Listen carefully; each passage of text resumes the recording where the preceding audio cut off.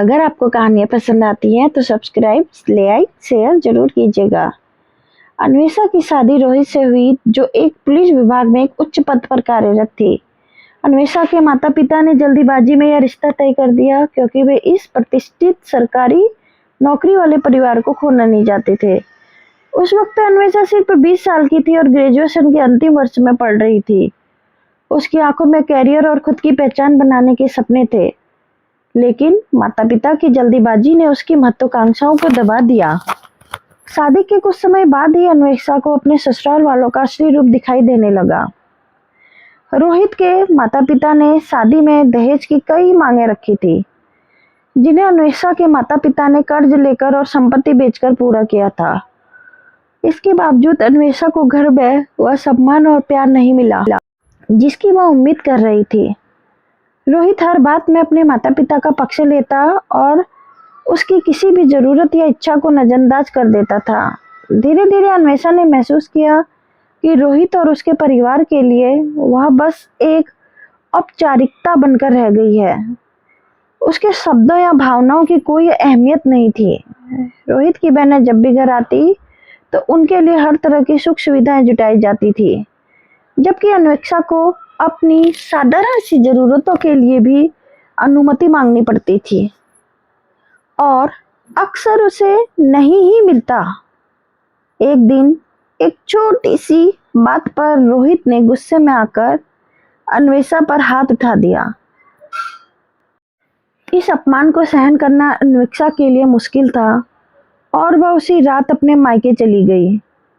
लेकिन रोहित ने अपने उच्च पद का लाभ उठाते हुए अन्वेषा के परिवार को धमकाया कि अगर उन्होंने कोई शिकायत की तो वह उन्हें गंभीर परिणाम भुगताने पर मजबूर करेगा। विवश होकर अनुपमा को वापस ससुराल जाना पड़ा।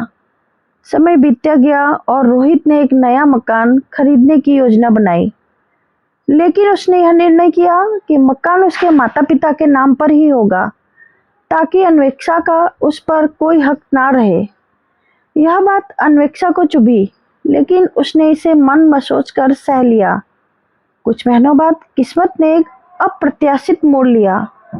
एक रात नशे में धुत होकर गाड़ी चलाते वक्त रोहित का गंभीर एक्सीडेंट हो गया, जिसमें उसकी जान चली गई। इस खबर से अन्वेषा स्तब्ध थी, लेकिन कहीं न कहीं उसे लगा जैसे अब वह अपनी जिंदगी को अपने ढंग से जी सकेगी।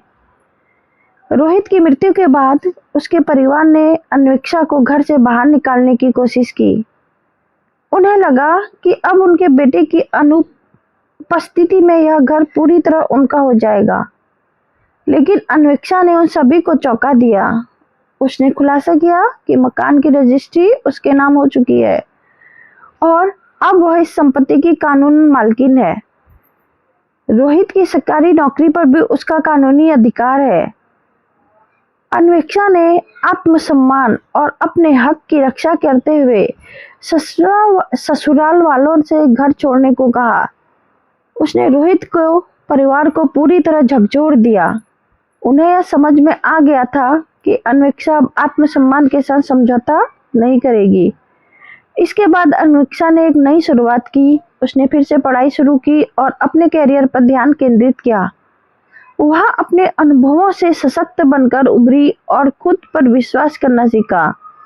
जब अन्वेषा के लिए उसका आत्मसम्मान और स्वाभिमान सबसे अहम था और उसने अपनी जिंदगी को अपने ढंग से जीने का भी संकल्प लिया।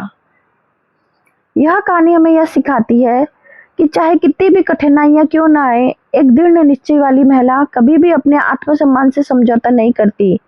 अन्वेषा ने अपने जीवन में कई संघर्ष झेले, लेकिन अंततः उसने अपने हक के लिए खड़े होकर एक नई शुरुआत की। Thank you so much for listening my story. Subscribe करते हुए जरूर जाइएगा और एक छोटा सा लाइक